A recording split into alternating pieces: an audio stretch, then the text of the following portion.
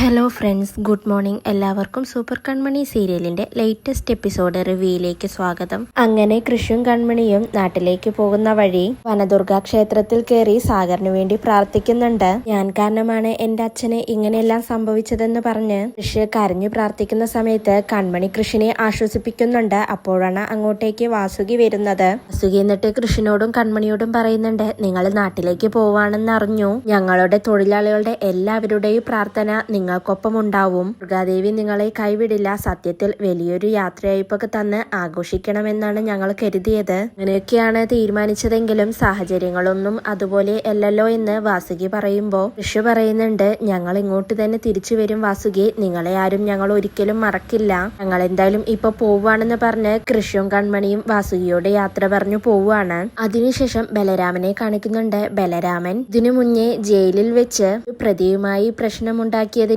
പേരിൽ അയാള് വന്ന് ബലരാമനോട് പറയുന്നുണ്ട്, നീ പുറത്തിറങ്ങാൻ പോവാണെന്നറിഞ്ഞു. നമ്മൾ തമ്മിൽ പഴയൊരു കണക്കില്ലേ, അത് തീർത്തിട്ട് പോവാമെന്ന് പറഞ്ഞ് ഞാനായിട്ട് തുടങ്ങി വെച്ചതല്ലേ, ഞാനായിട്ട് തന്നെ തീർക്കാമെന്ന് പറഞ്ഞ് അരയിൽ നിന്ന് ഒരു കത്തിയെടുത്ത് ബലരാമനെ വയറ്റിലേക്ക് കുത്തുകയാണ്. കത്തി കൊണ്ട് കുത്തിയതിനു ശേഷം അയാള് ബലരാമനോട് പറയുന്നുണ്ട്, എനിക്ക് വന്ന ക്ഷീണം ഞാൻ മാറ്റിയില്ലെങ്കിൽ ഉള്ളവർക്ക് എന്നോടൊരു മതിപ്പുണ്ടാവില്ല എന്ന് പറഞ്ഞുകൊണ്ട് പോവുകയാണ്. ബലരാമനാണെങ്കിൽ കത്തി കൊണ്ട് കുത്തിയതിൽ വേദനിച്ചുകൊണ്ട് ആ തൂണിനരികിൽ അങ്ങനെ ഇരിക്കുകയാണ്. അപ്പോഴേക്കും അങ്ങോട്ടേക്ക് പോലീസുകാരെത്തുന്നുണ്ട്. പിന്നീട് കൃഷും കൺമണിയും നേരെ ഹോസ്പിറ്റലിലേക്കാണ് എത്തുന്നത്. കുഞ്ഞു തളർന്നിരിക്കുന്ന സുജുവിനെ കാണുമ്പോൾ കൃഷ് അമ്മയെന്ന് വിളിക്കുന്നുണ്ട്. സുജു എന്നിട്ട് വേഗം എഴുന്നേറ്റ് കൃഷിനെ കണ്ട ആശ്വാസത്തിൽ കൃഷിനെ പോയി കെട്ടിപ്പിടിക്കുകയാണ്. എന്നിട്ട് ചോദിക്കുന്നുണ്ട്, മോനെ, അച്ഛനെ വിട്ട് നീ എവിടെയായിരുന്നടാ? അച്ഛനൊന്ന് വീഴുമ്പോൾ താങ്ങാനായിട്ട് നീ മാത്രമല്ലേ ഉള്ളൂ. നീ എന്തിനാടാ ഇങ്ങനെയൊക്കെ ചെയ്യുന്നത്? നീ എവിടെയായിരുന്നു എന്ന് പറഞ്ഞ് സുജു കരയുന്ന സമയത്ത് കൃഷി പറയുന്നുണ്ട്, ഞാനെല്ലാം പറയാം അമ്മേ, അച്ഛൻ എങ്ങനെയുണ്ടെന്ന് ചോദിക്കാണ്. ഇതെല്ലാം കണ്ട് ആന്റിയമ്മയ്ക്കും ആനിസയ്ക്കും ഹേമയ്ക്കും കൺമണിയെ കൃഷിന്റെ കൂടെ കാണുമ്പോൾ ആകെ ദേഷ്യം വരുന്നുണ്ട്. ഹേമ ദേഷ്യപ്പെട്ടുകൊണ്ട് മാനസയോട് പറയുന്നുണ്ട്, മാനസേ വാ നമുക്ക് പോവാമെന്ന് പറയാണ്. മാനസപ്പ പറയുന്നുണ്ട്, ഇവിടുന്ന് പോവണ്ട, ഞാൻ പറയാമെന്ന് പറഞ്ഞ് കൺമണിയോട് പോയി മാനസ ചോദിക്കുന്നുണ്ട്, നിനക്കെന്താണ് ഇവിടെ കാര്യം? ഇത് ഞങ്ങളുടെ കുടുംബ കാര്യങ്ങളാണ്, നീ എന്തിനാണ് ഇവിടെ വന്നതെന്ന് ചോദിക്കുകയാണ്. ഷപ്പ പറയുന്നുണ്ട്, കൺമണി എന്റെ കൂടെ വന്നതാണെന്ന്. ആന്റിയമ്മ പറയാണ്, നിന്റെ കൂടെ വരേണ്ടവൾ ഇതാ ഇവിടെ നിൽക്കുന്നുണ്ട്. നിൽക്കേണ്ടവരെ അങ്ങനെ അകത്തേക്ക് വിളിച്ചുകൊണ്ട് വന്നിട്ട് എന്റെ കൂടെ വന്നതാണെന്ന് ആരും പറയണ്ട.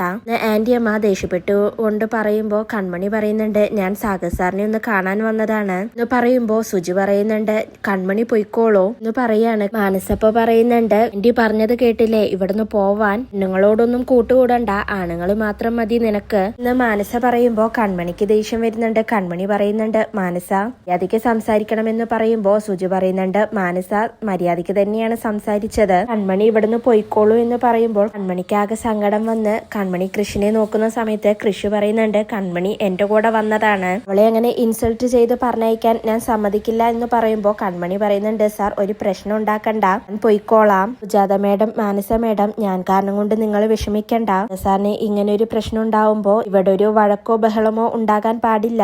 ഞാൻ എന്റെ ചെയർമാനെ ഒന്ന് കാണാൻ വേണ്ടി വന്നതാണ്. ഞാൻ വന്നത് നിങ്ങൾക്കൊരു പ്രശ്നമായെങ്കിൽ ഞാൻ നിങ്ങളോട് ക്ഷമ ചോദിക്കാം എന്ന് കൺമണി പറയുമ്പോ മാനസ പറയുന്നുണ്ട്, ഞങ്ങളുടെ ചെയർമാനോ? അതെന്റെ അങ്കിളാണ്. എന്നിട്ട് മതി ചെയർമാനും സെക്രട്ടറിയും ഒക്കെ. അവൾ ഡിസൈൻ ചെയ്തു എന്ന് വെച്ച് ഇവളെ തലയിൽ കൊണ്ടു നടക്കേണ്ട ആവശ്യമൊന്നുമില്ല ക്രിഷ്. ഇവളെ ഒരു ജോലിക്കാരിയായിട്ട് മാത്രം കണ്ടാൽ മതി. മാനസ പറയുമ്പോ കൺമണിക്ക് ഇത് കേട്ടുകൊണ്ട് നിൽക്കാൻ വയ്യാതെ കൺമണി പറയുന്നുണ്ട്, ഒരു കാലത്തെ ഈ ജോലിക്കാരിയെ കൊണ്ട് മാഡത്തിന് ആവശ്യമുണ്ടായിരുന്നു, അതൊന്നും മാഡം മറക്കരുതെന്ന് പറയുമ്പോ മാനസ പറയുന്നുണ്ട്, പണ്ടത്തെ കാര്യങ്ങളൊന്നും പറയേണ്ട സമയമല്ലത്. പിന്നെ എന്റെ അങ്കിൾ എന്നെ സസ്പെൻഡ് ചെയ്തത് അത് കമ്പനിക്ക് ഒരു മാതൃകയാവട്ടെ എന്ന് കരുതിയാണ്. അതുകൊണ്ട് അതിന്റെ പേരിൽ നീ അത്ര സന്തോഷിക്കൊന്നും വേണ്ട. അങ്കിളിന്റെയും ആന്റിയുടെയും കൂടെ എപ്പോഴും നിൽക്കാൻ വേണ്ടിയിട്ടാണ് ഇങ്ങനെ ഒരു സസ്പെൻഷൻ.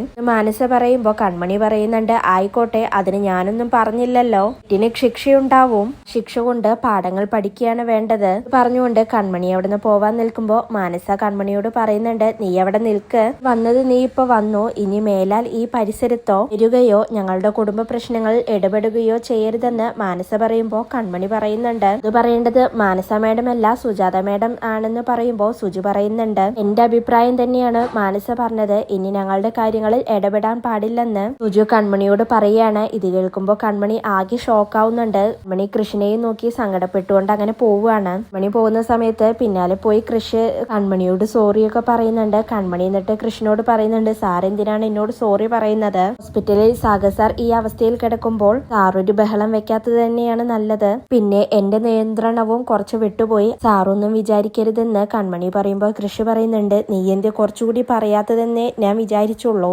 തല്ലുകൂടി കൊടുക്കണമായിരുന്നു അവൾക്ക് എന്ന് കൃഷി പറയുമ്പോൾ കൺമണി പറയുന്നുണ്ട്, കൊടുക്കും ഞാൻ അവൾക്ക്. അവളെയൊക്കെ മാഡം എന്ന് പോലും എനിക്ക് വിളിക്കാൻ തോന്നുന്നില്ല. ഇത്രയും തിരിച്ചറിവില്ലാതെ പെരുമാറുമെന്ന് ഞാൻ കരുതിയില്ല. അല്ലെങ്കിൽ ഹോസ്പിറ്റലിൽ കിടക്കുന്ന ഒരാളുടെ അസുഖ വിവരം തിരക്കാൻ വേണ്ടി വന്നതല്ലേ ഞാൻ. ഇതിന്റെ മര്യാദയെ പോലുമില്ല അവൾക്ക്. എനിക്ക് സങ്കടം വന്നു പോയത് സുജാത മാഡത്തിന്റെ പ്രതികരണം കണ്ടിട്ടാണ്. മനസ്സേ ശാസിക്കണ്ടെന്ന് ഷാർപ്പായി പറഞ്ഞപ്പോ ഞാനാകെ ഞെട്ടിപ്പോയി എന്ന് പറഞ്ഞ് കൺമണി സങ്കടം പറയുമ്പോ കൃഷി പറയുന്നുണ്ട്, അമ്മ പറഞ്ഞതൊന്നും നീ കാര്യമാക്കണ്ട കൺമണി എന്ന് പറയാണ്. കൺമണി ഇപ്പൊ പറയുന്നുണ്ട്, എനിക്കറിയാം സാഗർ സാറിന്റെ ഈ അവസ്ഥയിൽ എന്ത് ചെയ്യണം എന്ത് പറയണം എന്നറിയാത്ത അവസ്ഥയിൽ നിൽക്കുകയാണ് മാഡം. എന്തായാലും സാറിപ്പോ അങ്ങോട്ട് ചെല്ല്, എന്റെ പകുതി മനസ്സിപ്പോൾ വീട്ടിലാണ്. വീട്ടിലെത്തിയിട്ട് അവിടുത്തെ കാര്യങ്ങളെല്ലാം ശരിയാക്കിയിട്ട് ഞാൻ സാറിനെ വിളിക്കാമെന്ന് കൺമണി പറയുന്നുണ്ട്. ഋഷപ്പ പറയുന്നുണ്ട്, കൺമണി നിനക്ക് ഒറ്റയ്ക്ക് സാധിച്ചെന്ന് വരില്ല, ഞാനും കൂടിയും വരാം, ആ വരുണിനെ എന്നിട്ട് പുറത്താക്കാമെന്ന് പറയാണ്. കൺമണിയപ്പ പറയുന്നുണ്ട്, എനിക്ക് സാധിക്കും സാർ അയാളെ പുറത്താക്കാൻ, തന്നെ അയാളെ പുറത്താക്കുമെന്ന് കൺമണി കൃഷിന്റെ കയ്യിൽ പിടിച്ചുകൊണ്ട് പറയാണ്. അപ്പോഴേക്കും അങ്ങോട്ടേക്ക്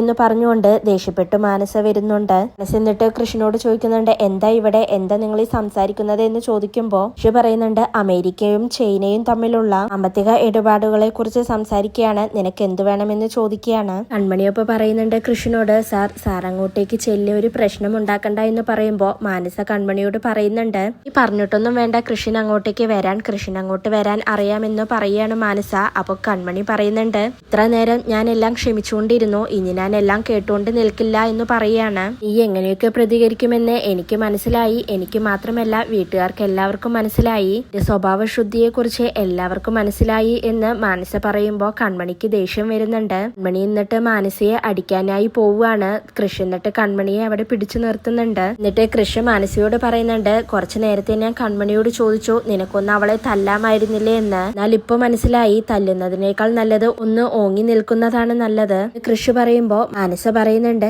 ഞാൻ ആരാണെന്നറിയോ മാനസ, എന്നെ തോൽപ്പിക്കാമെന്ന് ആരും വിചാരിക്കണ്ട എന്ന് മാനസ പറയുമ്പോ കൺമണി പറയുന്നുണ്ട്, ഞാൻ ആരാണെന്നറിയോ കൺമണി, ഞാൻ ആരെയും തോൽപ്പിക്കണമെന്ന് കരുതിയിട്ടില്ല, ആരെയും തോൽപ്പിക്കാനും ഉദ്ദേശിക്കുന്നില്ല, ഞാൻ മേഡത്തിൽ നിന്നും ഒന്നും തട്ടിയെടുത്തിട്ടില്ല, മേഡത്തിൽ നിന്നെന്നല്ല ആരിൽ നിന്നും. ജീവിതത്തിൽ ഒരുപാട് നഷ്ടങ്ങൾ സംഭവിച്ചിട്ടുണ്ട്, എന്റെ ജീവിതത്തിൽ അതിമോഹങ്ങളോ അത്യാഗ്രഹങ്ങളോ ഒന്നും തന്നെ ഉണ്ടായിരുന്നില്ല, ഇപ്പോഴും ഇല്ല.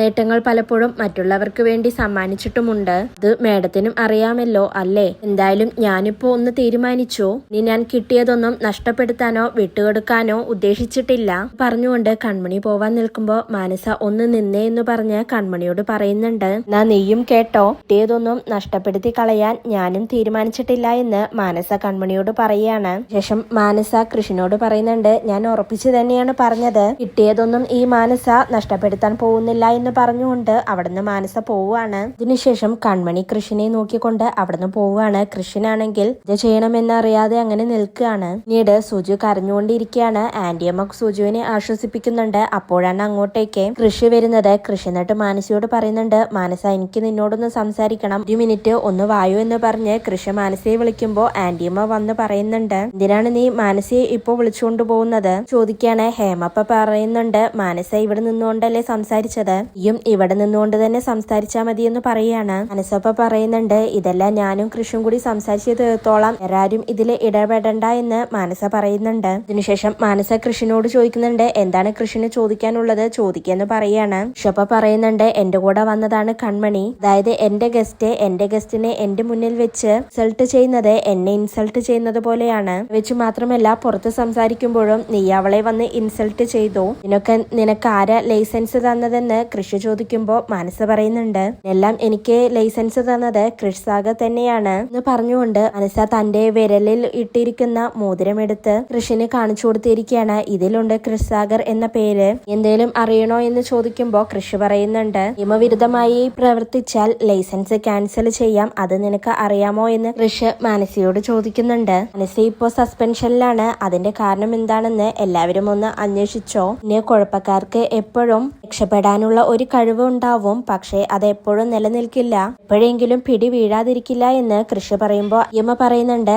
അതിനുള്ളിൽ കിടക്കുന്നത് എന്റെ അനിയൻകുട്ടനാണ്, ഇവിടെ നിന്ന് തർക്കവും നീതിശാസ്ത്രം ഒന്നും പറയണ്ട, പല കാര്യങ്ങളും ഞാൻ കണ്ടിട്ടും കണ്ടില്ല എന്ന് നടിക്കുകയാണ്, സ്ഥാനത്ത് നിന്റെ പ്രസംഗം കൂടിയും വേണ്ട എന്ന് ആന്റിയമ്മ പറയുമ്പോൾ കൃഷി ചോദിക്കുന്നുണ്ട്, മറ്റുള്ളവർക്ക് പറയാനുള്ളത് പറഞ്ഞു കഴിഞ്ഞപ്പോ എനിക്ക് പറയാനുള്ളത് എന്തേ ആർക്കും കേൾക്കാൻ വയ്യേ, ഇതിൽ എന്ത് ന്യായമാണുള്ളതെന്ന് കൃഷി ചോദിക്കുന്നുണ്ട്. മനസ്സപ്പ പറയുന്നുണ്ട്, ഞാൻ കൃഷിന്റെ പെണ്ണാണ്, അതിലിനിയൊരു മാറ്റവുമില്ല. ഒരാൾ ഇനി എന്റെ കയ്യിൽ മോതിരം അണിയിക്കില്ല. ഈ മോതിരം ആജീവനാന്തം എന്റെ കയ്യിൽ തന്നെ കാണുമെന്ന് മനസ്സ പറയുന്ന സമയത്ത് കൃഷി പറയുന്നുണ്ട്, നിന്റെ ഒരു മോതിരമെന്ന്. ഇതൊക്കെ കേട്ട് സുജു പറയുന്നുണ്ട്, മതി നിർത്ത് എല്ലാവരും, മതി നിങ്ങളുടെ അട്ടഹാസങ്ങളും കോലാഹലങ്ങളും ഒക്കെ.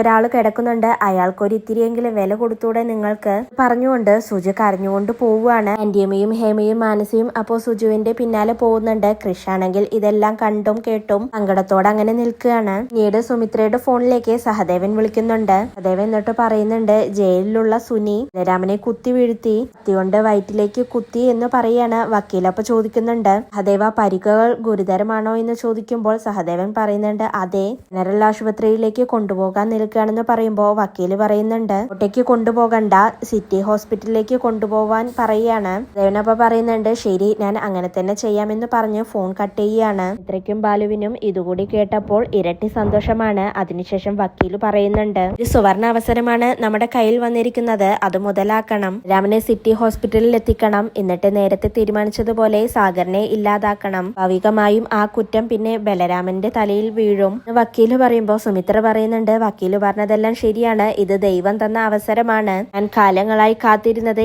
ഈ ദിവസത്തിന് വേണ്ടിയാണ്. ഞാൻ കിടക്കുന്ന അതേ ആശുപത്രിയിലേക്ക് തന്നെയാണ് മൂത്ത മോൻ ബലരാമനും ഇപ്പോൾ എത്തുന്നത് എന്ന് പറഞ്ഞുകൊണ്ട് സുമിത്ര ചിരിക്കുന്നുണ്ട്. ഇതോടുകൂടിയാണ് ഇന്നത്തെ എപ്പിസോഡ് അവസാനിക്കുന്നത്.